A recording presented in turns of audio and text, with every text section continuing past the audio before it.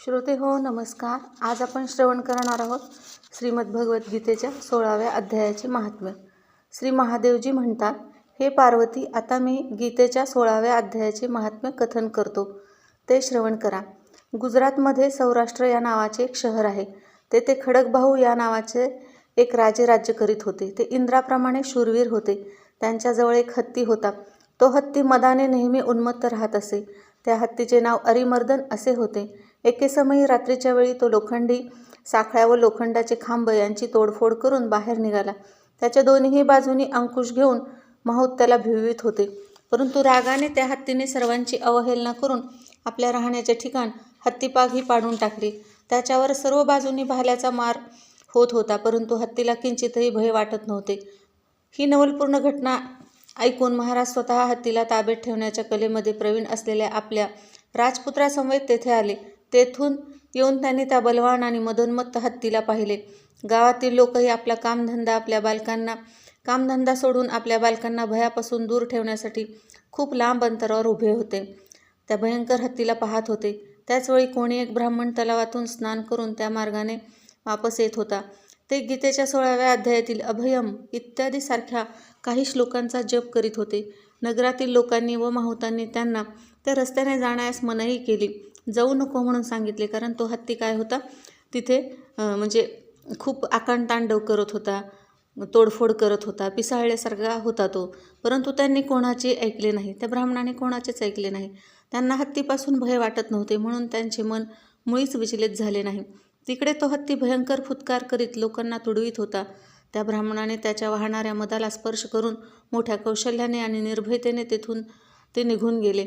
त्यामुळे तेथील राजा आणि बघणाऱ्या लोकांना इतके आश्चर्य वाटले की त्याचे वर्णन करणे अशक्य आहे. राजाचे नेत्र आश्चर्यचकित झाले. खूप आश्चर्य वाटलं राजाला की म्हणजे एका साध्यासुध्या ब्राह्मणाने हत्तीला कसं काय शांत केलं बाबा. त्यांनी ब्राह्मणाला बोलावून आणि पायउतार होऊन त्यांना प्रणिपात केला, नमस्कार केला आणि विचारले, ब्राह्मण, आज आपण हे महान अलौकिक कार्य कसे केले? कारण ह्या काळासारख्या भयंकर हत्तीच्या समोरून आपण सुखरूप वापस आला आहात.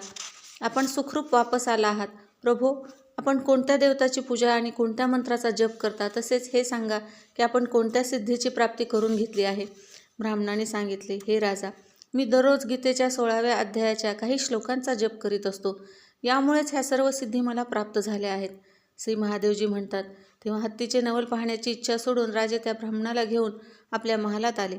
तेथे आल्यानंतर एका शुभ मुहूर्तावर 1,00,000 सुवर्णमुद्रांची म्हणजे सोन्याच्या मोहरांची दक्षिणा देऊन त्यांनी त्या ब्राह्मणाला संतुष्ट केले आणि त्यांच्यापासून गीतेच्या मंत्राची दीक्षा घेतली. गीतेच्या 16व्या अध्यायाच्या अभयम इत्यादी काही श्लोकांचे अध्ययन केल्यामुळे त्यांच्या मनामध्ये हत्तीला पुन्हा सोडून त्याची कुतूहल पाहण्याची इच्छा झाली.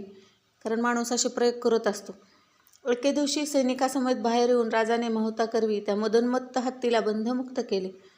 हत्ती निर्भय झालेला होता. त्यांना राज्यातील सुख, चैन आणि विलासाबद्दल आकर्षण उरले नव्हते. आपल्या जीवनाला तृणासमान मानून ते हत्तीच्या समोर गेले. साहसी पुरुष शिरोमणी असलेले राजा खडकभाऊ गीतेच्या मंत्रावर विश्वास ठेवून हत्तीजवळ गेले आणि मदाची धार वाहत असलेल्या त्याच्या गंडस्थळाला हाताने स्पर्श करून सुखरूप वापस आले.